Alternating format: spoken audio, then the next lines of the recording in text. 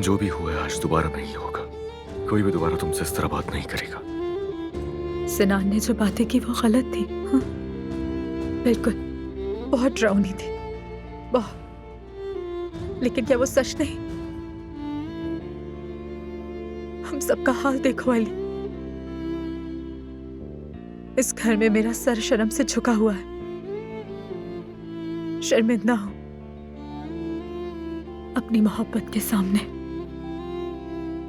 अपने शौहर की मेज पर बैठी थी,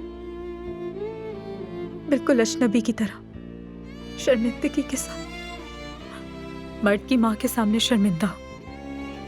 ऐसे क्या देख रहे हो?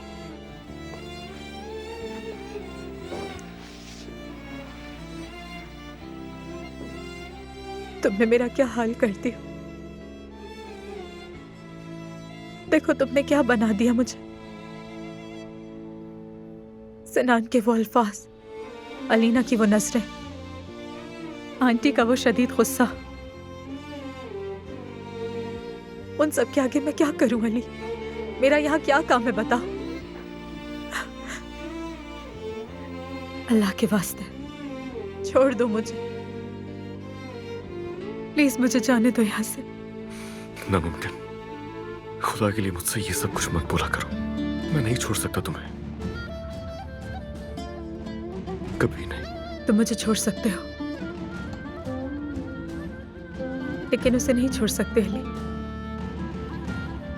क्योंकि मर्द को अपनी माँ की बहुत ज्यादा जरूरत है अली। और मेरा क्या? हाँ, और तुम्हारा? मैं तुमसे पहले भी जो सांस लेता था वो सिर्फ मेरे बेटे के लिए लेता था नूर। कैसे छोड़ दूं मैं तुम्हें? तुम्हारे बगैर सांस कैसे लूंगा? नहीं कर पाऊंगा मैं तुम्हें नहीं छोड़ सकता। अस्पताल में तुमने मुझसे वादा किया था, तुमने कहा था तुम मुझसे माफी मांगोगे। समझो मैंने तुम्हें एक मौका दिया। तुम्हारे लिए मुझे माफ करने का एक ही रास्ता है।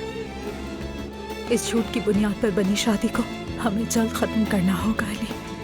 अपना वादा निभाओ, मुझे जज के सामने लेकर जाओ अली।